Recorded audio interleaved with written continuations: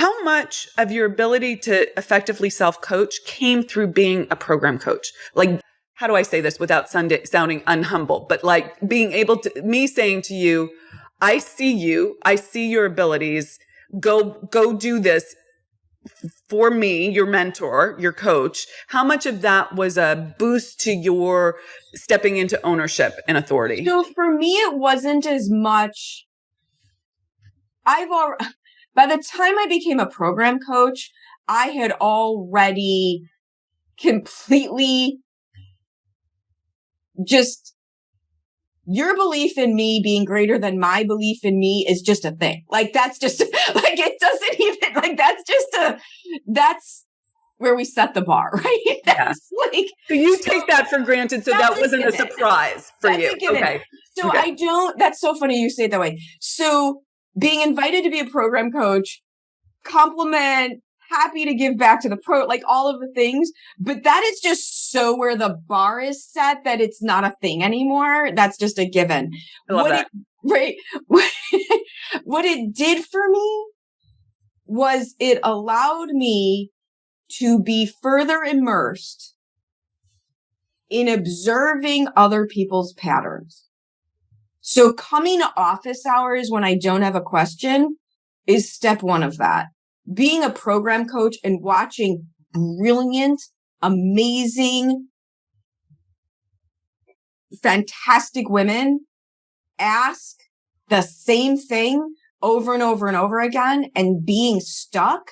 And I can see them externally as powerful, brilliant, nothing's wrong with them women, has allowed me a further understanding of that's just how this works. That thing you said where the subconscious is a filter that is literally there to stop you. And the way that I now describe it is resistance is default. If you want to make the change, it has to be with intentionality. Reaction mode, which is my word, is default. If you want to be in charge, it has to be with intentionality and being immersed again with women I see as phenomenal. Yeah.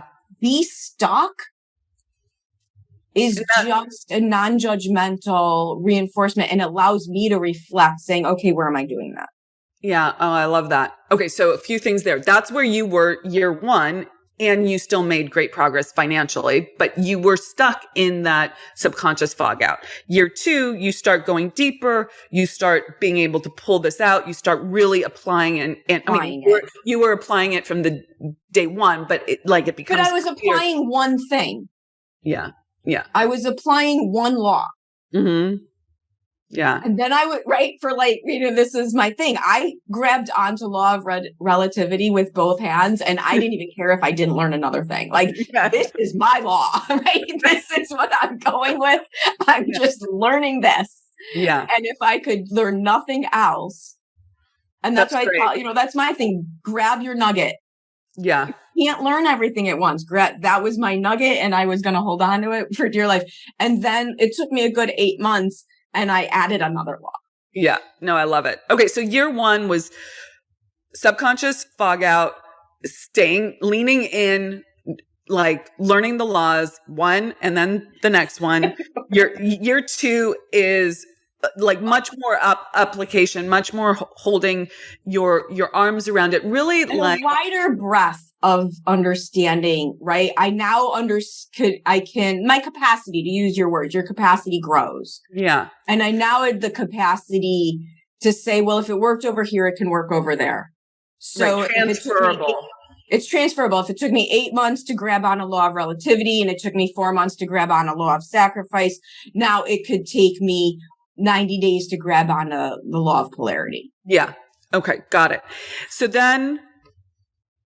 that's your apprentice year and you're really, and things are doing even better with the business. So that's good. And then year three, you're further immersed. You're able to look at the process of how human beings think and see it with more distance and then use it for yourself to self-coach, which is that authority right? If I'm doing the apprentice architect authority, then you're like, oh, I'm much more of an authority here. You still ask questions in office hours, but you're not, and this is the reflection that I have for you. You're not having to prove yourself anymore, and you're not coming from a place of scarcity. Like the Erin who's sitting here having a conversation with me isn't trying to prove herself as being super smart. She's not interrupting me with, oh yeah, I did that before and I know that. And that's this over here, right? All those things that you were like in reactive mode when I first met you, from a place of scarcity. That's one languaging around it, but it's really like, I don't have the true grounded confidence and authority. Now, the Erin that I see is like, I got my authority here. I don't have to prove myself. I don't have to, like defend and say, oh yeah, I'm so smart. Look at this, right? You just own it. That's how I see it. I mean, and it goes back to that first year.